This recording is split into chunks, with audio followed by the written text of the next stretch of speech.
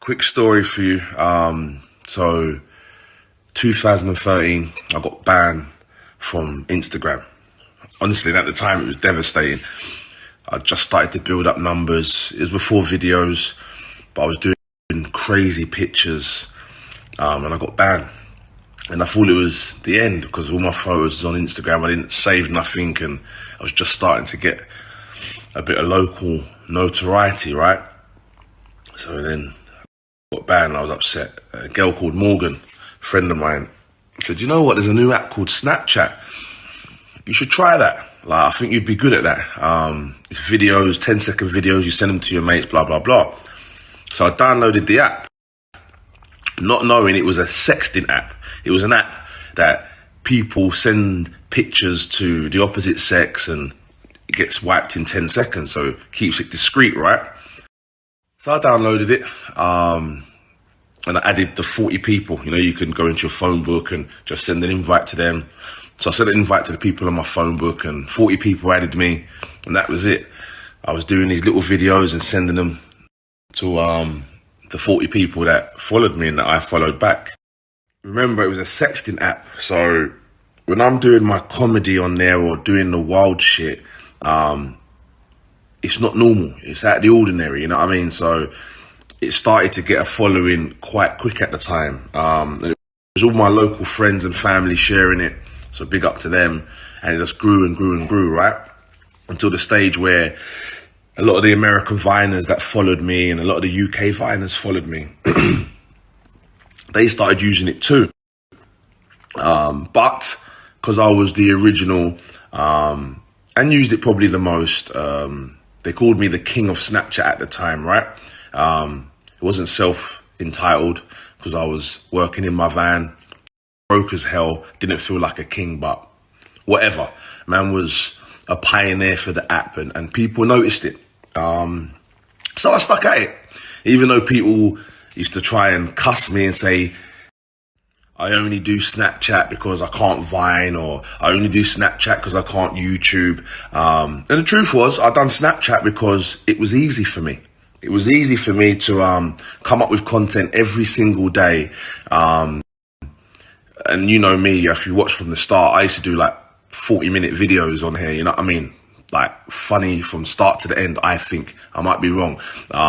So I think people were a bit envious that I had years and years and years of content, you know what I mean? Because I found a lane for myself, right?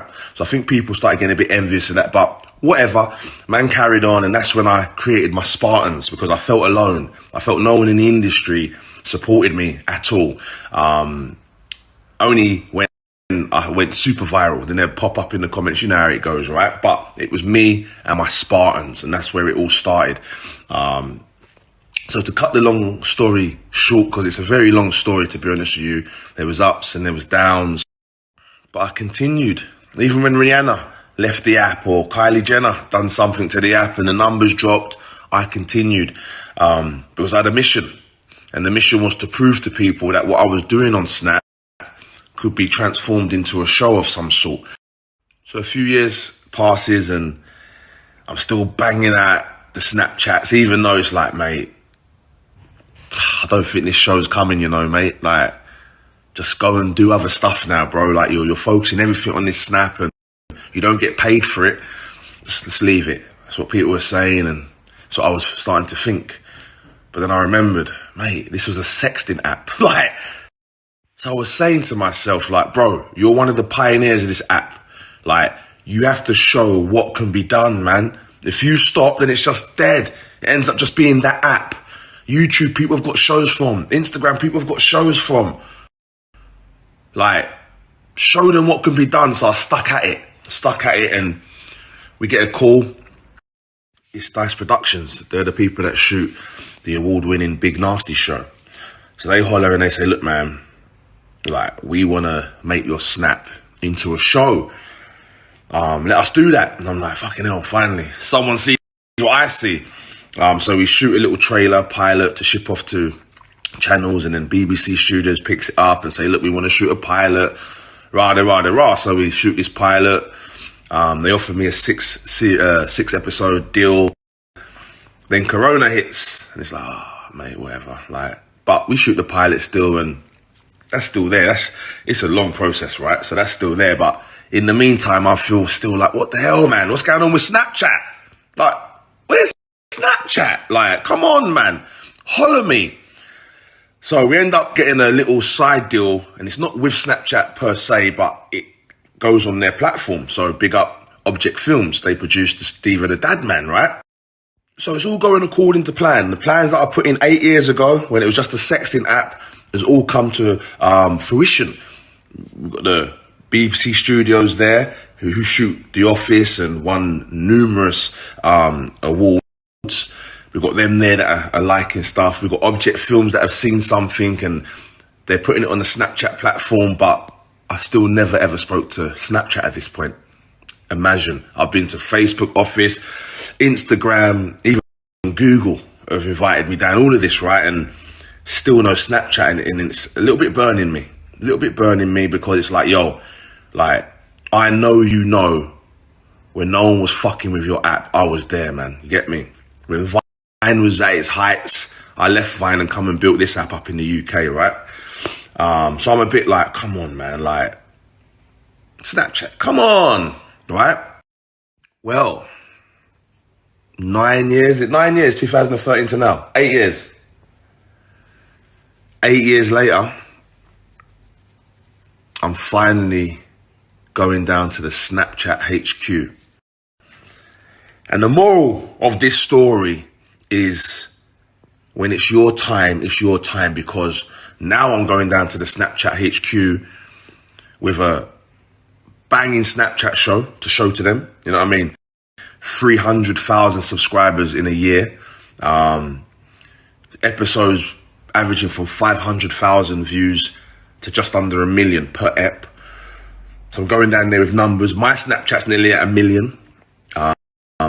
We've got all the work I've done with the BBC studios to talk about. Plus, I've got about 15 show ideas ready. Yeah? If I would have got invited a few years back, it would have been a waste of time. I could have showed them the snaps I was doing, the comedy I was doing, but I wouldn't have had no real plan. Now I've got a plan, and I've got statistics, numbers and analytics to show you why you should do this plan with me. You know what I mean? So it should be an interesting one, but regardless, I'm just happy that I stuck at it and believed in my source, and finally got that call up to the place that I wanted to go to, that I thought I would never go to. So yeah, man, your time is your time. Like, and it won't come before, and it certainly won't come after. And when it does come, just make sure you're ready. Don't be crying for 8 years saying you want Snapchat to holler you, and then when they do, you got nothing there to show. You're just going to walk in there and take pictures. It's not that time, bruv. Man's going there ready. But if nothing comes of it, I'm just happy that my hard work that I put in for 8 years on the app, that many people didn't really fuck with at the start, has been noticed. Honestly, it makes my day, mate. It makes my day, it makes my team's day. As I say, whatever happens from here, man. But I will be going in there with my head held high and letting them know I've got a plan. Just gamble on me, you know what I mean? But regardless, yeah, man. 8 years, boy. Finally, you're getting let into the fucking building.